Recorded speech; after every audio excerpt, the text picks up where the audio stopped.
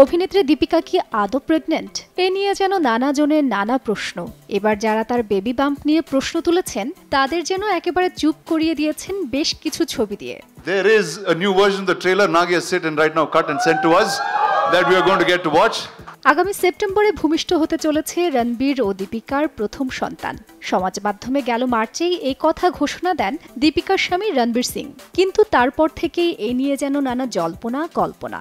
প্রথম দিকে ঘেরওয়ালা পোশাকে দেখা যাচ্ছিল অভিনেত্রীকে। নেটিজেনদের অনেকেই বলছেন অভিনেত্রী অন্তঃসত্ত্বা নন, তার চেহারায় নাকি নতুন মাতৃত্বের কোনো ছাপই দেখা যাচ্ছে না।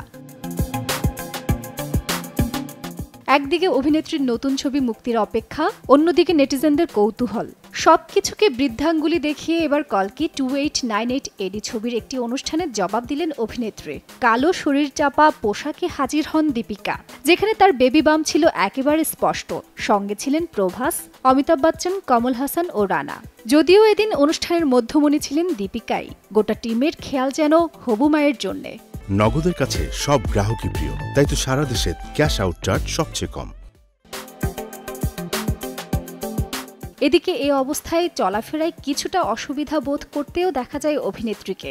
দেখা যায় মঞ্চে উঠবার জন্য তার দিকে সাহায্যের হাত বাড়ান অমিতাভ। স্টেজ থেকে নামার সময়ও অভিনেত্রীকে সাহায্য করার জন্য ছুটে যান প্রভাস। এজন্য প্রভাসকে নিয়ে খানিকটা ঠাট্টাও করেন শাহেনশা। যদিও দীপিকাকে এদিন দেখা গিয়েছিল নিজের পেট বারবার স্পর্শ করতে, তবে দীপিকার বেবি বাম্পের পাশাপাশি সকলের নজর কেড়েছে তার হাই হিলও, যে কারণে নেট দুনিয়ায় তাকে নিয়ে নানা আলোচনাও হচ্ছে।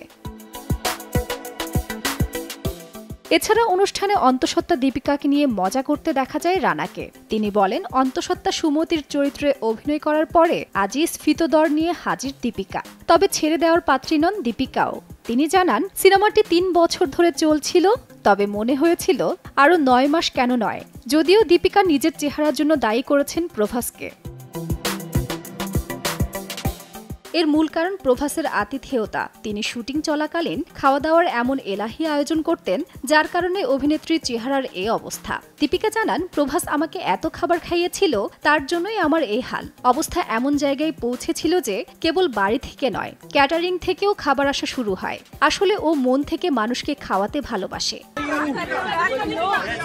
আগামী সেপ্টেম্বরেই মা হতে চলেছেন দীপিকা। মাতৃত্বকালীন ছুটিতে যাওয়ার আগেই বেশ কয়েকটি সিনেমায় কাজ শেষ করেছেন অভিনেত্রী, যেগুলো পর্যায়ক্রমে মুক্তি পাবে।